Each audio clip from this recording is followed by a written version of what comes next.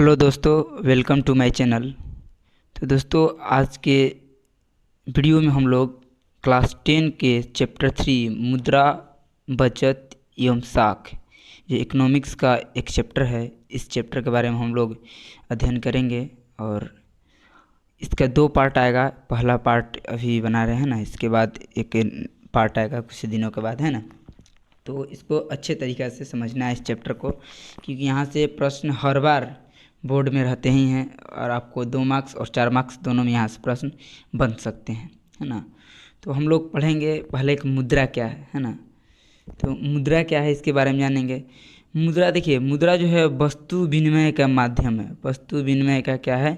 माध्यम है, जिसके द्वारा समस्त आर्थिक क्रिया का संचरण होता है। मतलब मुद्रा के द्वारा हम लोग एक वस्तु से दूसरे वस्तु को खरीद सकते हैं, या मुद्रा के लिए हम लोग वस्तु से मुद्रा प्राप्त सकते हैं, या मतलब वस्तु को बेचकर मुद्रा को प्राप्त किया जा सकता है।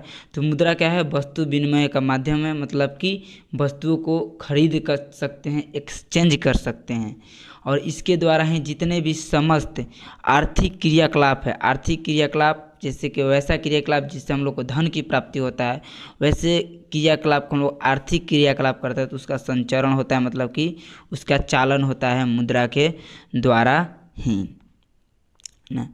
देखिए, मुद्रा जो है आधुनिक युग का प्रगति जो कर रहा है उसका श्रेय मुद्रा को ही दिया जाता है, क्योंकि पहले जब वस्तु विनिमय थी, वस्तु के द्वारा वस्तु खरीदा जाता था, तो शायद इतना तीव्र गति से जो था वस्तुओं का संचरण आर्थिक क्रियाकलाप नहीं हो पाता था, क्योंकि एक वस्तु को दूसरे जगह ले जाना और दूसरे वस्तु को दूसरे जगह पर लाना, ये बहुत ही एक कठिनाई वाला काम था। लेकिन जब से मुद्रा हुआ तो ये क्या हुआ, एक आसानी हो गया कि एक वस्तु को दूसरे वस्तु तक दूसरे जगह ले जा सकते हैं, खरीद सकते हैं, और एक वस्तु को एक जगह से दूसरी जगह तक बेच भी सकते हैं, है ना। मुद्रा क्या है? मुद्रा वह है जो मूल्य का मापक होता है। किसी भी वस्तु का मूल्य का माप मुद्रा के द्वारा ही किया जाता है, तथा भुगतान, किसी को हम लोग को पेमेंट करना है, उसका भी एक साधन बन गया मुद्रा। देखिए, पहले वस्तु का पेमेंट करना बहुत ही एक बड़ा बात था, एक जगह से दूसरे जगह ले जाना, लेकिन अब पैसे को आप एक जगह से दूसरे जगह ले जा सकते हैं, या कि कोई वस्तु कितना कठिनाई से प्राप्त हो रहा है उसके आधार पर उसके माप, उसके वैल्यू का भी पता लगाया जाता है मुद्रा के द्वारा ही। और मुद्रा जो है, मुद्रा का आविष्कार मनुष्य की सबसे बड़ी उपलब्धि में से एक है। जिस तरह से बल्ब का आविष्कार या अन्य विज्ञान के क्षेत्र में यांत्रिकी का आविष्कार, उसी तरह से अर्थशास्त्र में मुद्रा का आविष्कार एक बहुत ही बड़ा उपलब्धि है मनुष्य के लिए, है ना। अब देखिए, विनिमय क्या है? विनिमय क्या है? तो विनिमय समझिए। देखिए, 2 नंबर में प्रश्न आपको बन सकता है कि मुद्रा क्या है, और उससे ऑब्जेक्टिव भी बन सकता है। तो वहाँ से आप पूछेगा मुद्रा क्या है, तो आप लिख लीजिएगा मुद्रा के संबंधी जो भी फैक्ट्स बताए गए हैं ना, या जो भी आपको कॉन्सेप्ट बताए गए। अब पूछेगा विनिमय क्या है और इसके कितने स्वरूप हैं। यह 2 नंबर में भी और 4 नंबर में भी प्रश्न बन सकते हैं ना। तो विनिमय क्या है? देखिए, आवश्यकता के अनुसार आपस में एक वस्तु के द्वारा उत्पादित हुई वस्तुओं का आदान प्रदान करना, अपनी आवश्यकता का पूर्ति करना ही क्या है? विनिमय है। विनिमय का मतलब है कि एक वस्तु को जो है उत्पादन करना, उसके एक वस्तु को वस्तुओं का आदान प्रदान करना, या अपने आवश्यकताओं का पूर्ति करना वस्तुओं के माध्यम से, मुद्राओं के माध्यम से, इसको ही हम लोग विनिमय कहते हैं। विनिमय मतलब कि वस्तुओं का आदान प्रदान, या मुद्रा के वस्तु हो या वस्तु को वस्तु के द्वारा हो, इस एक्सचेंज को ही हम लोग क्या कहते हैं? विनिमय कहते हैं। विनिमय का स्वरूप देखेंगे तो विनिमय का 2 स्वरूप हैं। विनिमय का कितने स्वरूप हैं? विनिमय का 2 स्वरूप है। पहला है वस्तु विनिमय प्रणाली, है ना, और दूसरा जो है मौद्रिक विनिमय प्रणाली। यहाँ से वस्तु विनिमय प्रणाली भी पूछ लेता है 2 नंबर में, मौद्रिक विनिमय प्रणाली भी 2 नंबर में पूछ लेता है, या 4 नंबर पूछेगा कि विनिमय क्या है, इसके स्वरूप को लिखें, तो इस 4 नंबर में आपको प्रश्न बनेगा। देखिए, वस्तु विनिमय क्या है? किसी एक वस्तु को दूसरे वस्तु के द्वारा, किसी एक वस्तु को दूसरे वस्तु के साथ बिना मुद्रा के, यहाँ पर क्या होगा? बिना मुद्रा के प्रत्यक्ष रूप से लेन देन वस्तु विनिमय प्रणाली कहलाता है। मतलब कि एक वस्तु से दूसरे वस्तु का आदान प्रदान, एक्सचेंज माने वस्तु के द्वारा किसी वस्तु को खरीद लेना या वस्तु के बदले किसी वस्तु को बेच देना बिना मुद्रा के माध्यम से। तो इस हम लोग प्रणाली को ही वस्तु विनिमय प्रणाली कहते हैं। एग्जाम्पल के लिए देखिए, चावल से गेहूँ, चावल से हम लोग गेहूँ खरीद लिए, सब्जी से तेल खरीद लिए, हम लोग चावल से घी खरीद लिए, घी से दूध खरीद लिए।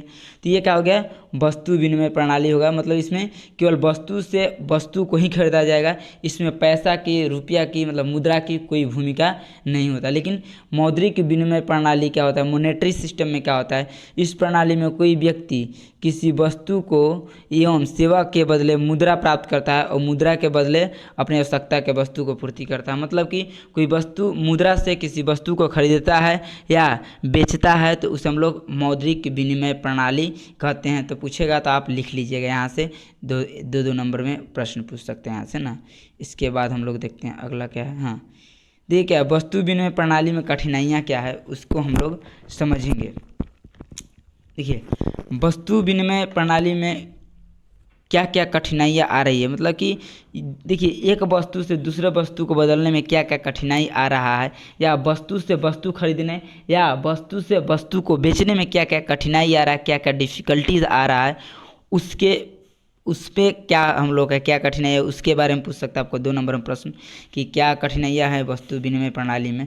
देखिए, पहला कठिनाई है एक आवश्यकता से दोहरे संयोग का अभाव। मतलब कि 2 व्यक्ति हैं, एक ए है और एक बी है, 3 व्यक्ति मान लीजिए, एक सी है। इसको आलू चाहिए, सी व्यक्ति को आलू चाहिए, लेकिन इसके पास है क्या, तो इसके पास है चावल है, और दूसरे व्यक्ति के पास गेहूं है और उसको क्या चाहिए, इसको चाहिए जो है, इसको टमाटर चाहिए। और सी के पास जो है क्या है, सी के पास जो है घी है और इसको दूध चाहिए, दूध चाहिए।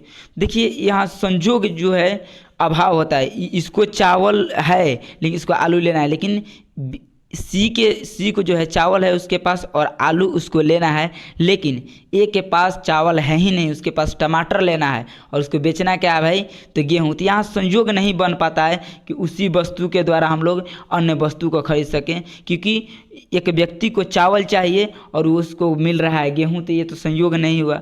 लेकिन एक व्यक्ति को चावल चाहिए, यदि उसके पास यदि टमाटर है तो ये क्या करेगा, टमाटर ले लेगा, या यहाँ से क्या कर लेगा, टमाटर ले लेगा, और जिसको टमाटर है वहाँ से चावल खरीद लेगा। इस तरह से उसको खरीद सकता है ना। दूसरा है कि मूल्य के सामान्य माप का अभाव। ये भी है कि मूल्य का जो है सामान्य भाव का अभाव है। मतलब कि कोई व्यक्ति चावल से घी खरीद लेता है, 1 केजी चावल देता है और 1 केजी घी खरीद लेता है, तो मूल्य के बीच में अंतर हो जाता है, क्योंकि वह तो 1 केजी चावल दिया जिसका मूल्य 12 से 13 रुपया होगा और 600 का माल लेकर चला गया। तो यहाँ पर आप देख सकते हैं कि कितना जो है बार्टर सिस्टम वस्तु विनिमय प्रणाली में यह अभाव हो जाता था कि हम लोग किसी वस्तु का मान भी सही से नहीं लगा पाते थे, है ना। दूसरा कि वस्तु का संचय का अभाव। संचय का मतलब कि आप किसी वस्तु को संचय मतलब कि उसको रख नहीं सकते हैं, उसको जमा नहीं कर सकते हैं। जैसे आपके पास टमाटर है और टमाटर को आप ज़्यादा दिनों तक संचय नहीं कर सकते हैं, या चावल ही है तो आप ज़्यादा दिनों तक संचय नहीं कर सकते, साल भर कर सकते हैं, 2 साल कर सकते हैं, और उससे ज़्यादा नहीं कर सकते। तो एक संचय का अभाव होता है। लेकिन ये जो है पैसा यदि आपके पास मुद्रा रहेगा तो आप कर सकते हैं। तो वस्तु विनिमय प्रणाली में वस्तुओं को ज़्यादा दिनों तक नहीं रख सकते हैं। उसके बाद विभाजन का अभाव हो जाता है। चौथा हो जाएगा विभाजन का अभाव। किसी वस्तु, जैसे एक गाय है और वो एक व्यक्ति गाय बेचकर उसको चावल भी लेना है और आलू भी खरीदना है, और दोनों खरीद लिया, तो वो गाय को जो है विभाजन नहीं कर सकता, बांट नहीं सकता है, काट नहीं सकता है ना। तो ये भी कि विभाजन में अभाव होता है कि किस तरह से उस वस्तु को बांटा जाएगा, है ना। उसके बाद भविष्य में भुगतान की कठिनाइयाँ। भविष्य में देखिए, भविष्य में किस तरह से भुगतान किया जा सकता है, उसमें भी कठिनाइयाँ आता है। जैसे कि कोई व्यक्ति है ना, और किसी का गाय लेकर चला गया, साल भर के लिए जो है क्या रख लिया, उधार पर रख लिया, साल भर के लिए उधार पर किसी गाय को रख लिया, और उस गाय से उसने पूरी तरह से दूध खाया, घी खाया, पूरी तरह से उससे क्या उसका उपला पूरा उपयोग किया और साल भर के बाद उसकी गाय ले जाकर वापस कर दिया। तो यहाँ भुगतान किया, लेकिन इसमें कठिनाइयाँ है क्योंकि उस गाय के उसने सही प्रकार के लाभ उठाए और अंततः उसको ले जाकर वापस दे दिए, उधारी लाए और वापस दे दिए। तो उसमें तो कठिनाइयाँ है भाई कि इसका जितना भी प्रॉफिट है वो उठा लिया और अंततः ले जाकर वो जो गाय था वही गाय दे दिया। तो ये भी एक दिक्कतें थी ये वस्तु विनिमय प्रणाली में। उसके बाद मूल्य का हस्तांतरण करने में भी दिक्कत था, जैसे कि कोई व्यक्ति एक स्थान से दूसरे स्थान तक रहना चाहता है, एक जगह पर नहीं रहना चाहता है, तो उस जगह के सामान बेचकर अब वहाँ से तो उठा कर ले नहीं जा सकता है और वस्तु को बदले ही वस्तु बदला जा सकता है। तो यहाँ पर कठिनाइयाँ होती थी। तो ये पूछेगा आपको 2 नंबर में प्रश्न कि वस्तु विनिमय प्रणाली में क्या क्या कठिनाइयाँ थी, तो आप लिख लीजिएगा यहाँ से, है ना। उसके बाद मुद्रा के बारे में कुछ फैक्ट जान लीजिए जो ऑब्जेक्टिव में भी आप लोगों को पूछे जा सकते हैं, है ना। देखिए मुद्रा क्या है, तो आधुनिक प्रगति का श्रेय मुद्रा को ही दिया जाता है। आधुनिक जो आय का जो प्रगति हो रहा है तो उसमें मुद्रा का बहुत ही बड़ा योगदान है। उसके बाद अर्थव्यवस्था के जीवन शक्ति कहा जाता है, क्योंकि जब तक मुद्रा नहीं होगा तो कोई भी अर्थव्यवस्था सही से संचालित नहीं हो पाएगी। मतलब कि मुद्रा में ही अर्थव्यवस्था का जीवन पर्याप्त है, उसमें ही उसका जान है। मुद्रा ही अर्थव्यवस्था का जान होता है, ये समझ लीजिए। मुद्रा का विकास का इतिहास मानव सभ्यता का विकास के इतिहास है। मतलब मुद्रा का यदि विकास हो गया तो समझिए मानव का जो विकास का इतिहास पता चलता है ना।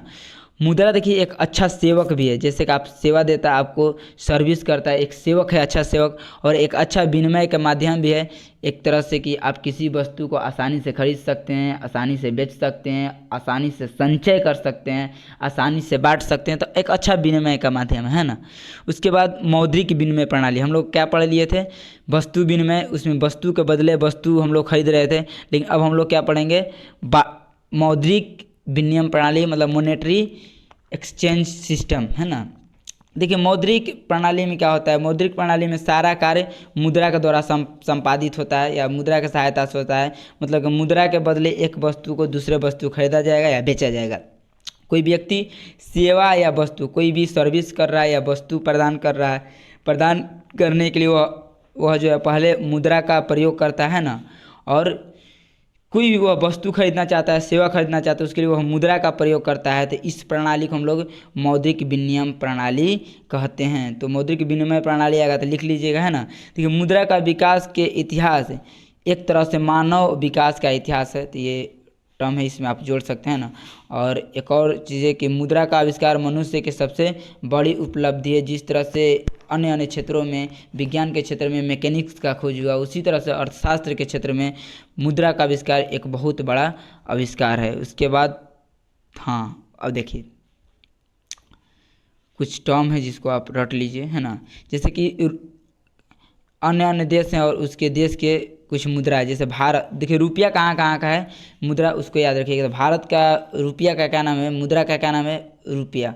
पाकिस्तान का मुद्रा क्या नाम है, उसका भी मुद्रा का नाम रुपया ही है। नेपाल का मुद्रा का नाम क्या है, रुपया। अफगानिस्तान के मुद्रा का नाम क्या है, रुपया। और श्रीलंका के भी मुद्रा का नाम है रुपया। आप याद रखिएगा, ऑब्जेक्टिव में पूछेगा श्रीलंका का मुद्रा का नाम क्या है, ऑब्जेक्टिव में 4 ठो दे देगा, तो इसमें से आप इन 5 को याद रखिएगा कि इन सब का जो है क्या है, मुद्रा। हाँ, कभी कभी लिख सकता है कि पाकिस्तानी मुद्रा लिख देगा, नेपाली मुद्रा लिख देगा, अफगानिस्तानी रुपया लिख देगा, रुपया, पाकिस्तानी रुपया, नेपाली रुपया, अफगानिस्तानी रुपया, श्रीलंकाई रुपया, तो उसको उस तरह से, लेकिन रुपया ही होगा, है ना। उसके बाद देखिए डॉलर कहाँ कहाँ का, तो डॉलर याद रखिएगा कनाडा का है, यूएसए माने अमेरिका का है, और सिंगापुर का जो है मुद्रा जो है डॉलर है। इंग्लैंड का जो है मुद्रा क्या है, पाउंड है। रूस का रूबल, ईरान का रियल है, इराक का दिनार है, और स्वीडन का जो है, स्वीडन का क्या है, कोरोना है। तो ये इतना आप लोग को याद रखना है एकदम, क्योंकि ऑब्जेक्टिव यहाँ से पूछेगा ही पूछेगा। इसके बाद ये मुद्रा क्या है, मुद्रा क्या है, मुद्रा के कार्य क्या है, 4 नंबर में प्रश्न पूछेगा कि मुद्रा क्या है तथा इसके कार्यों को लिखें, है ना, या मुद्रा के प्रमुख कार्यों को लिखें, 4 नंबर में पूछेगा, है ना। देखिए, या केवल पूछेगा मुद्रा का कार्य क्या है तो 2 नंबर में पूछेगा। मुद्रा क्या है, मुद्रा के कार्य का चर्चा करें या वर्णन करें तो 4 नंबर में आप लोगों को प्रश्न बनेगा। देखिए क्या है, मुद्रा क्या है, मनुष्य के सभी आविष्कारों में मुद्रा का आविष्कार एक महत्वपूर्ण स्थान रखता है। इस तरह से आप इंट्रोडक्शन दे सकते हैं कि मुद्रा का आविष्कार जो है मनुष्य के सभी आविष्कारों में महत्वपूर्ण स्थान रखता है।